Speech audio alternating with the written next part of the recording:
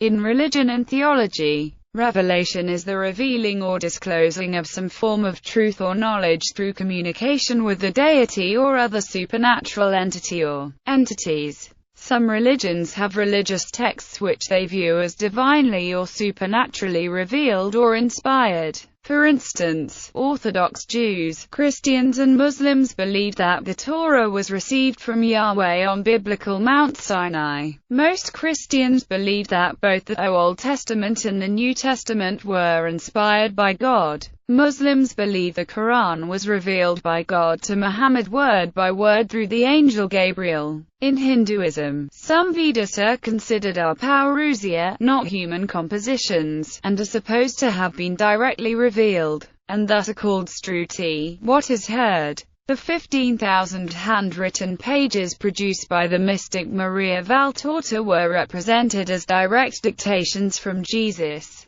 while she attributed the Book of Azariah to her guardian angel. Aleister Crowley stated that the Book of the Law had been revealed to him through a higher being that called itself Iwas. A revelation communicated by a supernatural entity reported as being present during the event is called a vision. Direct conversations between the recipient and the supernatural entity, or physical marks such as stigmata, have been reported. In rare cases, such as that of Saint Juan Diego, physical artifacts accompany the revelation. The Roman Catholic concept of interior locution includes just an inner voice heard by the recipient. In the Abrahamic religions, the term is used to refer to the process by which God reveals knowledge of himself, his will, and his divine providence to the world of human beings. In secondary usage, revelation refers to the resulting human knowledge about God, prophecy, and other divine things. Revelation from a supernatural source plays a less important role in some other religious traditions such as Buddhism, Confucianism and Taoism. Background: revelation may be defined as the communication of some truth by God to a rational creature through means which are beyond the ordinary course of nature. George Joyce draws a distinction between revelation and inspiration. Inspiration, such as that bestowed by God on the author of a sacred book, involves a special illumination of the mind, in virtue of which the recipient conceives such thoughts as God desires him to commit to writing, and does not necessarily involve supernatural communication. With the Age of Enlightenment in Europe beginning about the mid-17th century, the development of rationalism, materialism and atheism, the concept of supernatural revelation itself faced skepticism. In the Age of Reason, Thomas Paine develops the theology of deism, rejecting the possibility of miracles and arguing that a revelation can be considered valid only for the original recipient.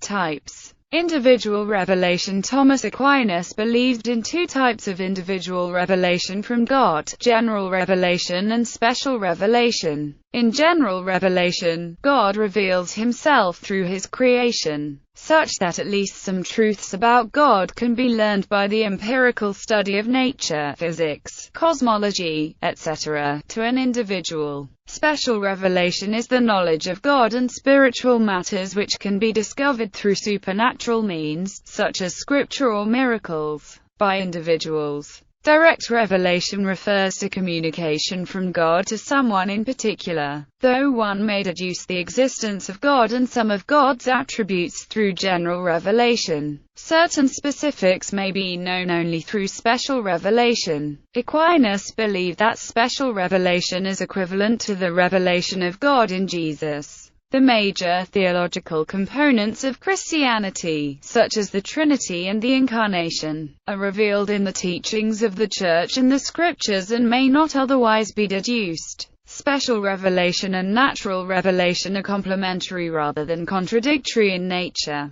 Continuous revelation is a term for the theological position that God continues to reveal divine principles or commandments to humanity. In the 20th century, religious existentialists proposed that revelation held no content in and of itself, but rather that God inspired people with his presence by coming into contact with them. Revelation is a human response that records how we respond to God. Mass revelation. Judaism is the only religion in history that is based on a mass revelation of God, as opposed to revelations or visions to individuals or small groups of persons or family members, i.e., Quran, Mormonism, Christianity, Buddhism, Scientology. The account of this mass event, when a large group of people became witnesses to a revelation of Yahweh, is recorded in the Parashah Yitro, the 17th weekly Torah portion, in the second book of the Torah. The Parashah tells of Jethro's organizational counsel to Moses and God's mass revelation, and of the giving of the Ten Commandments to the Israelites at Mount Sinai. Methods.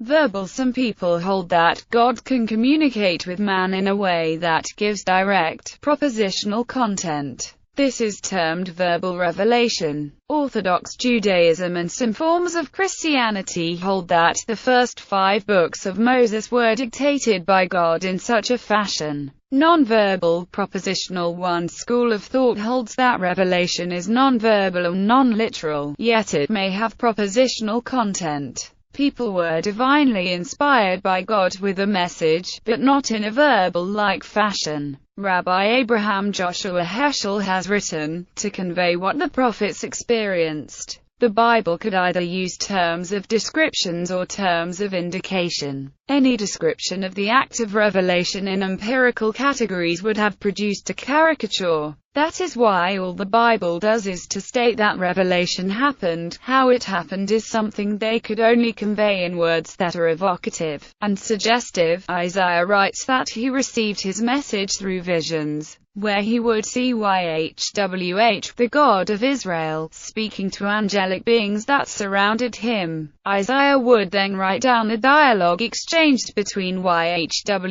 and the angels. This form of revelation constitutes the major part of the text of the book of Isaiah. The same formula of divine revelation is used by other prophets throughout the Tanakh, such as Micaiah in 1 Kings chapter 22 verses 19 to 22. Better source needed. Epistemology. Members of Abrahamic religions, including Judaism, Christianity and Islam, believe that God exists and can in some way reveal his will to people. Members of those religions distinguish between true prophets and false prophets, and there are documents offering criteria by which to distinguish true from false prophets. The question of epistemology then arises. How to know? Some believe that revelation can originate directly from a deity or through an agent such as an angel, one who has experienced such contact with, or communication from, the divine is often called a prophet. An article under the heading, Mysticism, and contributed by Ninian Smart. F. Rowney, professor of comparative religion, University of California, and president of the American Academy of Religion, writing in the 1999 edition of the Norton Dictionary of Modern Thought, suggests that the more proper and wider term for such an encounter would be mystical, making such a person a mystic. All prophets would be mystics, but not all mystics would be prophets. Revelation from a supernatural source is of lesser importance in some other religious traditions, such as Taoism and Confucianism.